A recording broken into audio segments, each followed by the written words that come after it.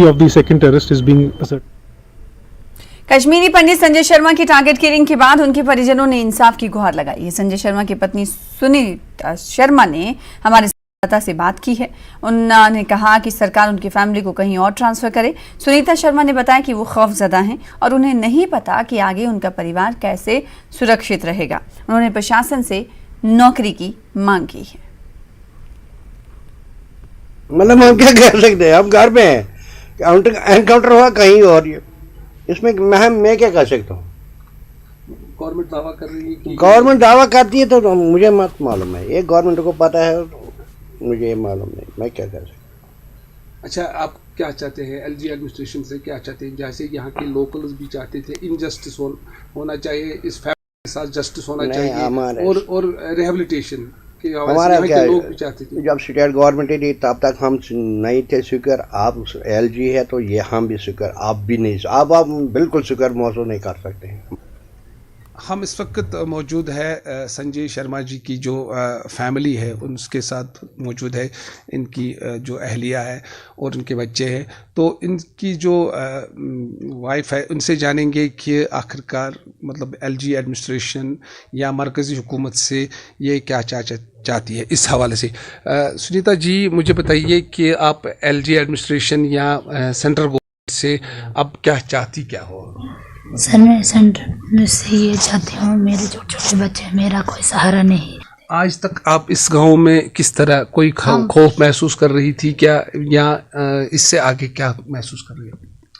Sir, मैं यही कहना चाहती हूँ, मेरे साथ नहीं तो कोई मुझे मतलब किसी सिक्योरिटी के अंडर, नहीं तो मेरे को यहाँ से हमें उठा लीजिएगा यहाँ से, हम कैसे रह पाए इधर। 50 साल से जब हमारे साथ ऐसा नहीं हुआ, किसी पड़ोसियों ने हमारे साथ ऐसा कुछ नहीं किया, आज 50 साल के बाद हमारे लिए कौन दुश्मन आया? जो गेट के बाहर निकलते हुए दुश्मन ने उनको गिरा दिया। एक गरीब, हम एक हैंडीकेप्ड बंदा था वो, इसलिए मुझे इंसाफ मिलना चाहिए। मैं कुछ नहीं कर पाऊँगी बाकी। हमारे 2 बेटे और भी हैं, ये ड्यूटी जाते हैं, हमें उन पे भी थोड़ा, उनके लिए भी सिक्योरिटी या क्वार्टर चाहिए। कल इनके साथ कुछ हो गया, एक को मार गिराया, कल इनके साथ हमने बाहर भी जाना, हम अंदर ही थोड़ा रहेंगे। अच्छा, मुझे ये बताइए, लोकल्स मुस्लिम्स जो है ये भी चाहते थे कि यहाँ 2 दिन से ये भी चाहते थे कि एक इंसाफ मिलना चाहिए, जस्टिस मिलना चाहिए, इंसाफ मिलना चाहिए फैमिली को। तो आज जो सिक्योरिटी फोर्सेस ने कहा कि उस मिलिटेंट को मारा गया है जो मिलिटेंट इसमें मुलव्वस था, तो आप क्या कहती? सर, मैं ये गवर्नमेंट से ये करती हूँ कि मुझे इंसाफ, चलो आप बोल रहे हो कि इंसाफ आपको मिल गया, उसको मार गिराया, वो मुझे नहीं पता, वो भगवान जाने। मैं यही आपसे अपील कर रही हूँ, मेरे बच्चों के लिए कुछ कीजिए और मुझे जॉब चाहिए, मेरा कुछ चारा कीजिए। ये थी संजय कुमार जी की जो अहलिया थी। इनका यही मानना है कि आज तक इस इलाके में ये मुकामी मुसलमानों के साथ भाईचारे के साथ रहती थी और महफूज अपने आप को मानती थी, लेकिन आज जब ये वाक़ा पेश आया तो ये अपने आप को गैर महफूज यहाँ महसूस कर रही है। दूसरा, इसका यही कहना है कि जो रिहेबिलिटेशन इसकी होनी चाहिए, स्टेट जो यूटी गवर्नमेंट है या मरकज़ी हुकूमत है उनसे यही मांग है कि इसकी जो रिहेबिलिटेशन होनी चाहिए। आगे बढ़ेंगे। नेशनल कॉन्फ्रेंस के लीडर तनवीर सादिक का कहना है कि स्किम्स एम्स के बाद स्वायत्त निकाय था। स्किम्स में कई जटिल विकारों को ठीक किया गया। स्किम्स में काम करने वाले दुनिया भर के चिकित्सक इस बात से सहमत हैं कि इनके पास सबसे बड़ी अस्पताल की संरचना है। हमें किसी भी कमजोर संस्थानों को मजबूत करने की आवश्यकता है, लेकिन प्रशासन उन्हें दिन ब दिन कमजोर कर रहा है। इससे मरीजों की देखभाल पर असर पड़ेगा। वक्फ बोर्ड और REC दोनों के साथ प्रशासन एक जैसा व्यवहार कर रहा है। प्रशासन संस्थान को नुकसान पहुंचा रहा है। देखिए, पहली बात मैं बार बार यही सुबह से कह रहा हूं कि अगर कोई इंस्टीट्यूशन वीक हो तो हमारी कोशिश होती है उसको स्ट्रांग बनाने की। शेर Kashmir institute of medical sciences AIIMS के बाद सबसे मशहूर और सबसे बड़ा हॉस्पिटल था टर्शरी केयर, पेशेंट केयर और रिसर्च में। अब आपने उसमें इंटरफेरेंस लाई गवर्नमेंट की। इसका जो मकसद था पूरा स्किम्स का, उसका मकसद था कि वो एक ऑटोनमस बॉडी हो जिसमें वो रिसर्च करे और किसी की इंटरफेरेंस हो। और इसी की वजह से ये जब भी कभी भी जो चाहे जम्मू कश्मीर में कभी भी कोई डिजीज का कोई भी प्रॉब्लम हुआ, स्किम्स फ्लाइंग कलर से बाहर आया। अचानक आपने इसका ऑटोनमस कैरेक्टर ले लिया। तो आपका रिसर्च रुक जाएगा, आपकी टीचिंग रुक जाएगी, आपका पेशेंट केयर पे असर होगा। आप देखिए बाकी गवर्नमेंट हॉस्पिटल्स का हाल। इसीलिए जो स्किम्स इसलिए मशहूर था क्योंकि ये ऑटोनमस था और इसीलिए लोगों की खिदमत कर सकता था। अब आपको हर एक छोटी छोटी चीज के लिए सेक्रेटेरिएट जाके एक डिपार्टमेंट के अंडर उसका सिग्नेचर लेना है। तो मुझे लगता है this was not the right way. और ये बिल्कुल जिस तरह आपने वक्फ बोर्ड के साथ किया, REC के साथ किया, अब इसके साथ भी आपने इसके ऑटोनमस कैरेक्टर ले लिया, तो ये इंस्टीट्यूट।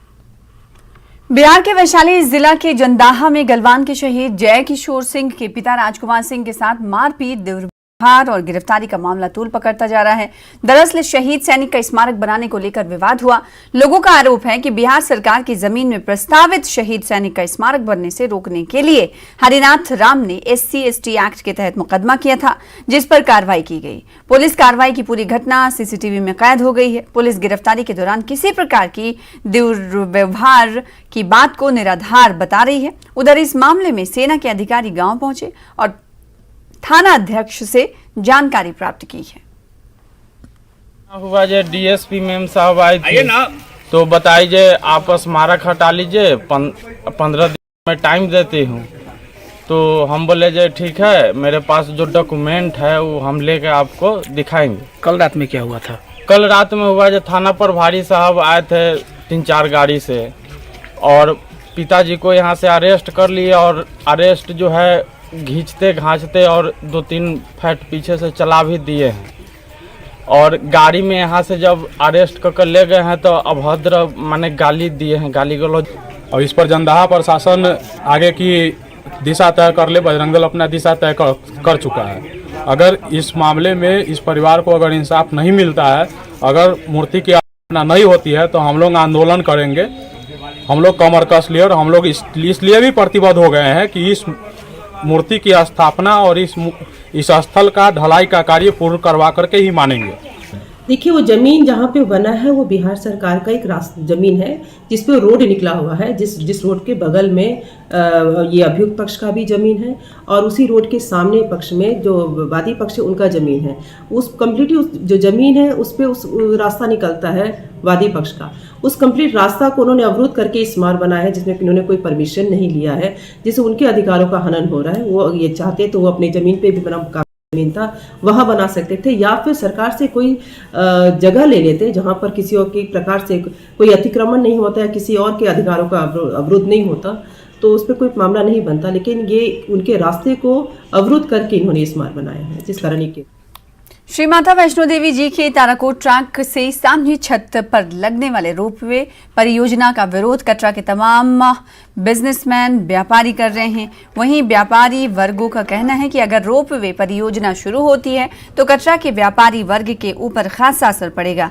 इसकी शुरुआत होने हम नहीं देंगे। इसी को लेकर आज विरोध किया गया। तमाम दुकानें बंद हैं। श्रद्धालु सुचारू तरीके से ट्रैक से होते हुए भवन की तरफ माता वैष्णो देवी जी के दर्शनों के लिए रवाना जरूर हो रहे हैं, लेकिन उन्हें खाने पीने एवं रुकने की व्यवस्था को लेकर दिक्कतें झेलनी पड़ रही हैं।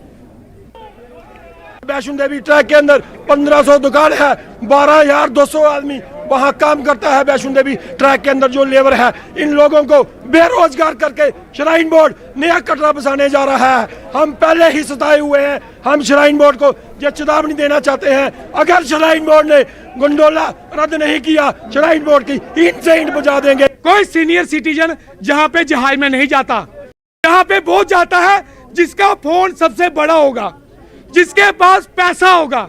आरती में वो बैठेगा जिसके पास 2000 होगा। 1 करोड़ यात्रा जहाँ पे आती है, 50 लाख को पता ही नहीं होता है पिंडिये कहाँ थी। धक्के पे धक्का श्राइन बोर्ड ने फैसिलिटी देनी चाहिए। श्राइन बोर्ड ने इधर पिकनिक नहीं बनानी चाहिए। गंडोला लगाना है, पंचारी में जाएं, जंगल गली में जाएं, चसाना में जाएं, जहाँ गरीबी है, जहाँ लोगों के पास पैसा नहीं है। 20 लाख लोगों को श्राइन बोर्ड जहाँ पे बेरोजगार कर रहा है। दिल्ली में